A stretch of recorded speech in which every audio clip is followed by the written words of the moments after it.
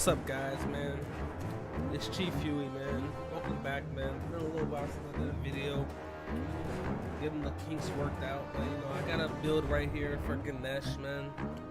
It's a hybrid build and support build, and you're gonna do a lot of damage, man. We're gonna talk about Ganesh, man. So, Ganesh's passive is gonna be anytime Ganesh deals a killing blow, the nearest friendly god receives a credit for that kill. And Ganesh receives the rewards for an assist instead. In addition, his assist range is increased by 20, and a time before he loses his assist credit is increased by 5. So basically, his passive is if someone's around you, you support your other teammates and give them the thing. Okay, so one is Ganesh cures his enemies, curses his enemies.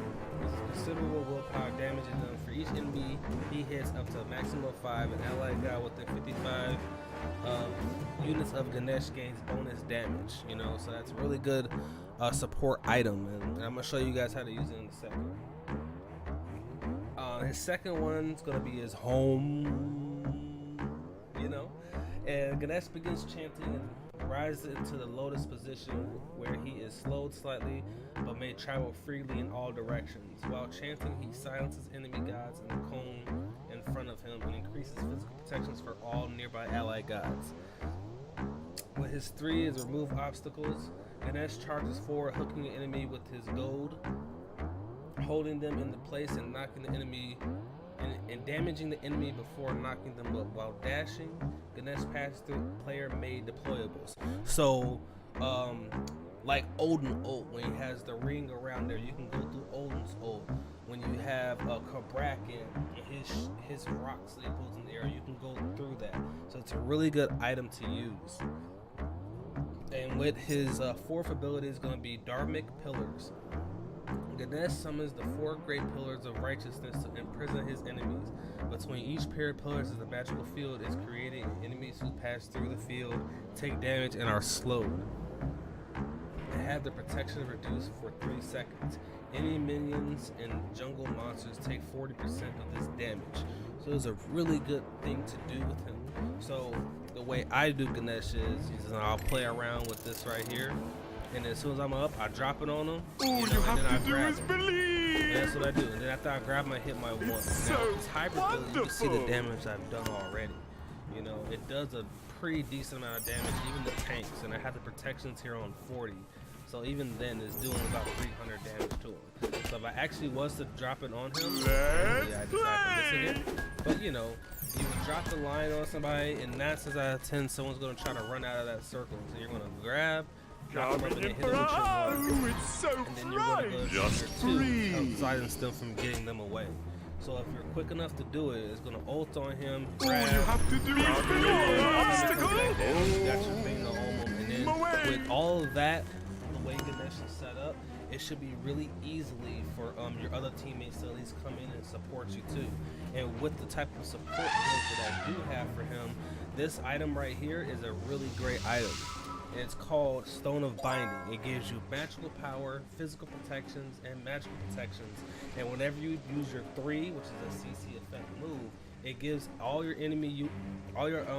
allied teams 15 penetration for 5 seconds. So Ganesh is all support based. He can do a lot of damage too as well. That's why I build him hybrid. And the build I have for him is what I start off with is the starter item for Guardians, which is this lovely item right here, Guardian's Blessing. It's a really good item, and what it does is any minions that die around you gives you health and mana back. So I start off with that first, but this should be the full build here. With Gauntlet of Thieves right here. Then I'm gonna do cooldown boots. I could go pin boots as well, but I love having a little bit more cooldowns. That's my preference.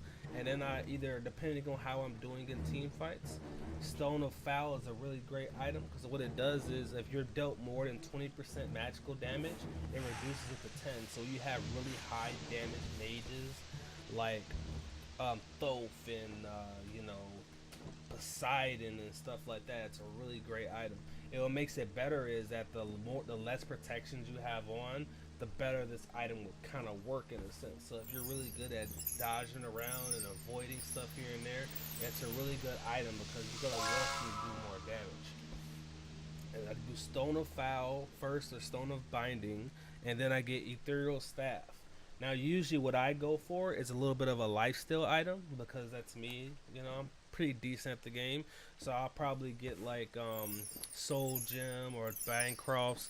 Or if I really want to be, you know, annoying, I get something like Spirideso. As soon as I find it, Spirideso right here. Or if they have a healer, instead of going Pestilence, I will have my warrior get Pestilence, and then I will go Divine Ruin. You know, and that does a pretty decent amount of damage. When you ulti on, that's on top. That's like 1,000 damage right there. Just from me grabbing him and have him on the line. That's about 1,000 damage.